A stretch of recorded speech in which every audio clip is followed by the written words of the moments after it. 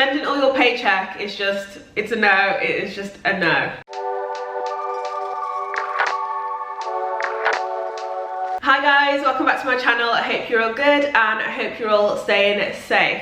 So on Sunday I filmed a video talking about my bad money habits that were definitely keeping me broke. So I thought it was only fair to come and talk about some good money habits that have really helped me out over the years. And hopefully they'll help you guys out as well. But before we get into the video, make sure you give it a big thumbs up and subscribe. So the first good habit when it comes to money is having multiple streams of income. And what I mean by this is not relying on one place for your money. So for example, you might have a job and then you might have like a little side business. You might have a property that brings in money every month. There is so many different like income streams out there, and honestly there's so many videos on YouTube about multiple streams of income, so it's definitely worth looking into. But having multiple streams of income is so important, and we've seen it this year with the Rona. Like imagine some people weren't thinking like, oh, I might lose my job because of a pandemic. Like people weren't thinking that. And imagine if you've only got one income source and you end up getting made redundant, then it's like, what are you gonna do? Whereas if you have multiple streams of income, it kind of always means that you're covered. So it's like, oh, if I lose my job, it's okay because my side hustle is paying for things. So yeah. And if it was property you were thinking of getting into as an income stream, then I do have a lot of videos about property on my channel, but I'd suggest checking out this one over here about the different property investment strategies that are out there. The next good money habit to get into is saving monthly. Like spending all your paycheck is just, it's a no, it is just a no. And like I've been there where I've had like no savings, but it kind of made me think like if there's an emergency and say like my car breaks down or something like that, like what am I gonna do? Like I just wouldn't have the money. So if you have a bit of savings there, then you kind of know that you're always protected just in case there's some sort of crisis. But then also if you start saving, then that means you can put your money into something like property, which is actually gonna bring you more money in. So we love that. The next good money habit is something that I've started doing more recently, and it is checking my bank balance more often, because Lord knows there's been times where you've been spending your money and then you check your bank balance and it's like there's nothing left. Like what the hell, where's all my money gone? Whereas I feel like when I check my bank balance regularly, you kind of know like where you are with spending and things like that. So yeah, I definitely recommend checking your bank balance often because you just know where you're at. And also make sure you look out for pending transactions, because everybody knows that they are so sneaky and they just creep up on you and all of a sudden it's like, oh, I've got no money, like what the hell? So yeah, I would say get into the habit of checking your bank balance, like reviewing your budget, going through your statements as well, just to see in case there's anything that's like cropped up out of nowhere and it's like, oh, what the hell is this? So yeah, just get into the habit of like looking through these things. So the next good habit to get into is investing in yourself to make you a better person. Like nowadays with Google, YouTube, books, podcasts and everything like that, there is so much information on whatever you want. Like whatever you need, the information is there. Like trust me, you just need to go and find it. If you need help with your personal finances, the information's out there. There will be a book, there will be a podcast that can help you out. If you need any help with investing, then 100% the information is out there. Like nowadays in the world of property investment, there is so many resources out there. Like there's so many property podcasts, property YouTube channels, property books, and these are all things that are either free, or if it's a book then it's not going to cost you that much money.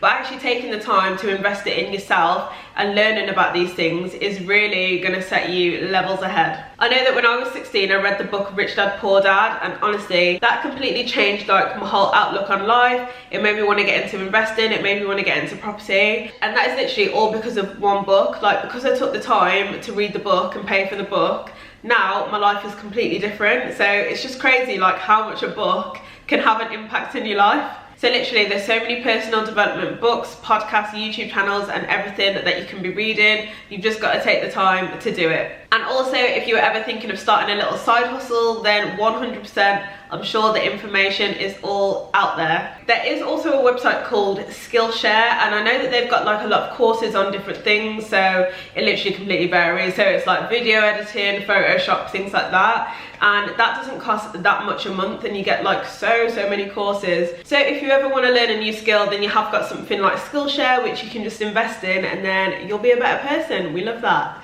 So the next good money habit to get into is living below your means. So I have 100% been guilty of living above my means, like buying things that it's like I had the money for, but it was kind of just stretching, do you know what I mean? Like it was a bit too far. Or I'd have a couple incidences where I'd get things on credit or using Klarna, and 100% just no, just please don't do it, please don't. Just make sure you are living within your means and save up for things if you really want it. Like don't go down the whole credit route. So I would say don't feel pressured to come and like stretch out your lifestyle if it's like not within your budget. I feel like lockdown's really showed everyone that like you don't need to spend loads of money to have a good time. You don't have to go out to eat all the time. You don't have to go out for expensive cocktails all the time to be happy. Like you honestly don't. Like I know that even for me, like doing things like the family quiz has honestly been like the highlight of my week. Like I know that sounds so boring and it's just like a family quiz, but it's like little things like that that are like more important. So yeah, defo don't ever feel pressured to be like living above your means,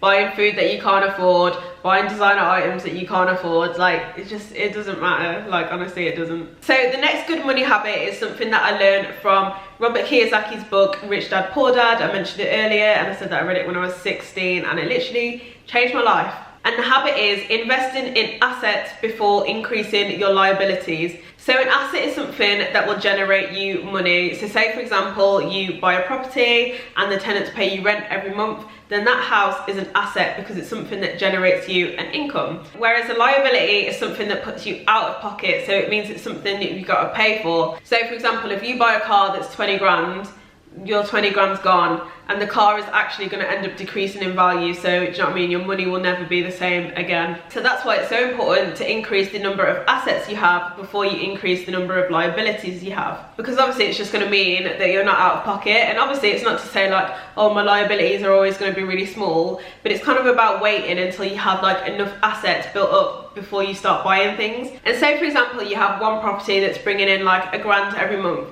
You can use the money from that asset to cover your liabilities, if that makes sense. So yeah, but I definitely say read the book Rich Dad Poor Dad, because this will all make a lot more sense. And yeah, it's just such a good book and it really changed my outlook on life and everything. So yeah. So the next good habit to get into is planning your purchases. So instead of just buying things spontaneously, not having a clear budget for things, it's so much better if you actually plan out your purchases and you say, okay, this month I'm going to buy this, or this month I've got a budget for this, because you literally know like where your money's going to go. Otherwise, if you don't plan and you buy spontaneously, then your money will literally end up disappearing. Like it literally always happens when you don't have a budget set. So yeah, I definitely say limit the amount of spontaneous purchases that you're having and make sure you really think about things before you buy it and don't just go crazy. So I did mention this in my bad money habits video, but setting a monthly budget has literally been a game changer for me. So I started following this girl and her YouTube channel is called The Come Up, and she talks about personal finances and things like that.